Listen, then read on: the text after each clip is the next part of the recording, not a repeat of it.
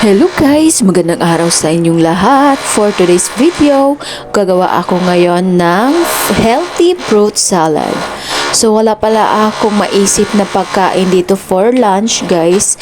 So may naisip ako kasi meron naman ako ditong mga prutas gaya ng saging, orange at carrots. So ginawa ko itong masarap na fruit salad. So hiniwa ko na pala ng slice yung ating banana at pagkatapos yung carrots at pagkatapos naman yung orange.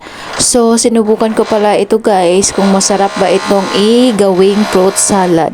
Pero guys, walang halong bero, napakasarap pala pag ganito ang fruit salad natin. Healthy pa at saka fruit na fruit talaga siya. Wala siya halong mix na cocktail. So yan guys ang aking ingredients sa aking fruit salad: orange, carrots at saka banana. At naglagay din ako dyan ng yogurt, 1 spoon na yogurt. At naglagay din ako dyan ng fresh milk. Kasi wala akong ibap, so fresh milk lang ang nilagay ko. Pasensya nga pala kayo sa background ko sa aking voice over guys. Kasi maingay dito sa aming building. Kasi may inaayos sa kapitbahay. At yan guys, minimix ko ng aking yogurt at saka milk para mag-absorb sa ating mga prutas. So yan na guys ang aking fruit salad. Pero naisipan ko pala yan guys, parang nakulangan ako. Kaya maglalagay ako dyan ng mayonnaise at saka mani.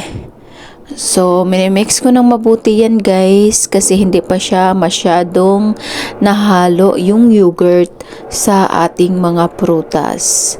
So, yan guys, naglagay na ako dyan ng mayonnaise at peanut.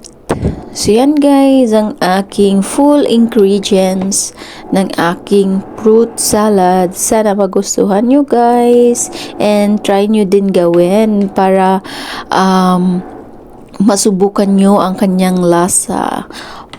Napakasarap pa guys at healthy pa na fruit salad.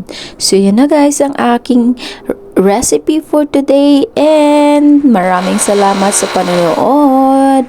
At may yogurt pa pala ako dyan guys na iinumin ko kasi nga diet tayo ngayon, charot.